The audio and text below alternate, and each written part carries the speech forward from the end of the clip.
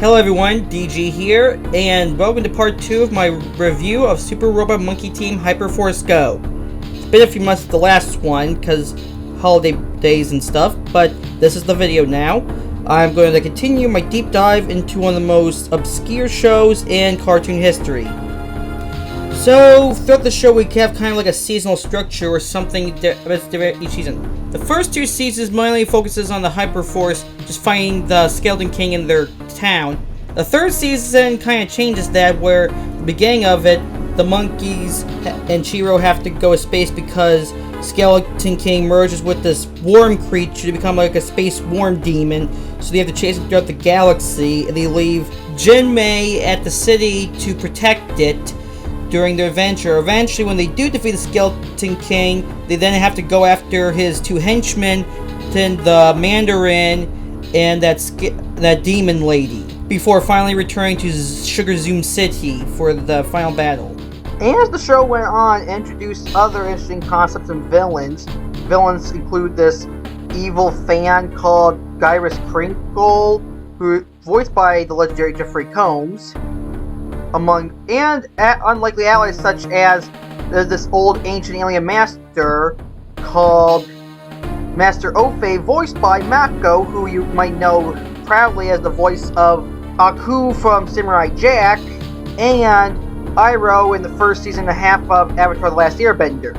And like most action shows at this time period, did an interesting blend of standalone, day-in-the-life episodes, and a good helping of overarching storyline episodes where something would lead to the next episode, and the next, to keep us engaged waiting until next week to see what would happen, which is something I like in most shows, but not every show does need that, I admit. The anime series is an example, but here it's still fairly welcome.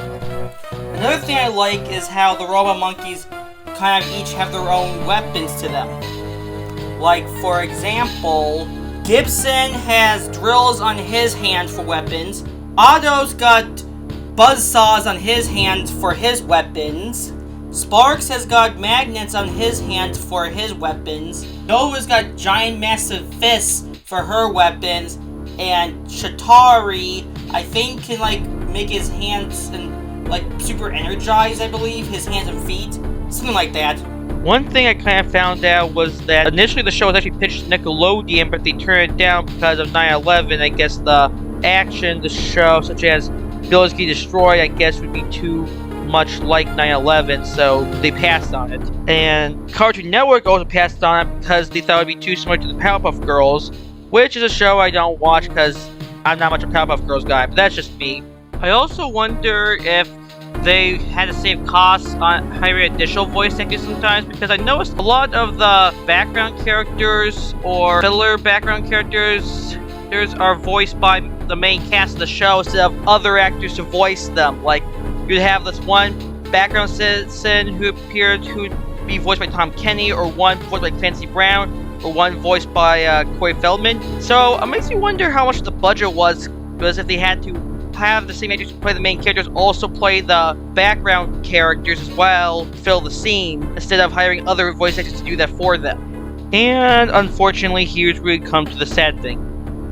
One of the major plot points in the 4th season was that due to Skeleton King's defeat at the end of the 3rd season, the Mandarin, as I said before, voiced by James Hong, and Queen Valina, as I also said before, voiced by Hinton Waltz, attempt to revive him, again, which they end up succeeding at the end of the 4th season, with Skeleton King for some reason killing Valina and rising up an army from the dead to help him take over the world. So the Robot Monkey Team Hyperforce Go call on their allies. We ended on a final screenshot of the team about to attack Skeleton King, and unfortunately that's where the show actually ends, because Disney and Jetix decided to cancel the show.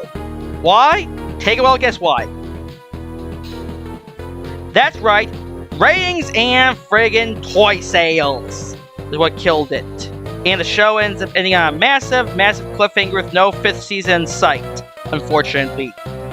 The show's sad demise came on December of 2006, about 3 years before Jetix folded and merged with Toon Disney to become Disney XD. Since then, the show has fallen into severe obscurity, to the point where it took years for people to even remember the show existed, or even know about the show.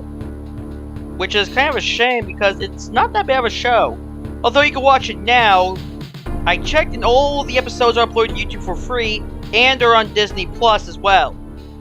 And you can probably buy Blu-ray bootlegs online for if you want. That's what I did, so I've got my own personal hand copy of it. Unfortunately, you can't get digitally as it's not available on iTunes, Google Play, Vudu, or any of those other stores, unfortunately. Only on YouTube, Disney Plus, and on bootleg Blu-ray. The show was never had a full official series release. It had a few episodes released on DVDs and some of the toys, and had an episode or two released on Game Boy Video back when that was a thing. Unfortunately, there was only one cartridge ever made, and it goes for very high prices on eBay. Trust me, I checked. What happened to the show afterwards? Well, not much really. It's mostly faded to almost obscurity unless you watch on YouTube or Disney Plus. In regards to it ever coming back, the creator Ciro Neely did say something on it. He said that he'd like to try to finally get back going. He said if worse comes to worse, before he dies, he's gonna write a graphic novel, change some of the characters' names in it so he won't get copyrighted, and publish shit so he can't get sued because he'll be dead by then. Aside from that, not much has been said on whether it'll come back or not, so unfortunately at this point it's just going to be another one of those shows that's unfairly got the axe right when it was starting to get good and entertaining. Which is a shame, really. The show over the years has gained some cult status, not huge cult status, but some cult status, and is still regarded to be an underrated piece of animation, and one of the best anime-inspired shows ever, in some people's opinions. Which I can't say they're wrong. I recently watched the show this year, because I didn't watch much when I was a kid, back when Jack was on, and I will say it definitely has a lot of stuff going for it. Fun characters, great animation, engaging stories, and some interesting writing as well. I did check change.org, and surprisingly, there's only like one petition on there for a revival of the show, which surprised me because usually for shows like that there's like a lot of petitions. Like there was like tons of petitions for like stuff like Teen Titans 03, many of which I signed, Thundercats 2011, Rise to TMNT, and many others. Yet for Super Robot Monkey Team Hyperforce Go, there's only like one petition, which is kind of surprising because I thought there'd be at least 5, maybe 6 petitions out there, but unfortunately there's not that many. Will Disney ever do anything with this outside of just having on Disney Plus? I don't think so. Heck, I even think at this point Disney's forgotten they have that. And even if they did, I don't think they'd care that much to use it anymore. Probably because after so many years of obscurity, it'd be pointless in their eyes. So, that's a shame. And at this point, there's nothing really much to say on this show. It's a pretty good show. A lot of vibrant colors, great animation, likable characters, and a fun atmosphere to it. Would I recommend it this day and age? Sure, why not? It's not a bad show to pass the time with and enjoy with your friends and family.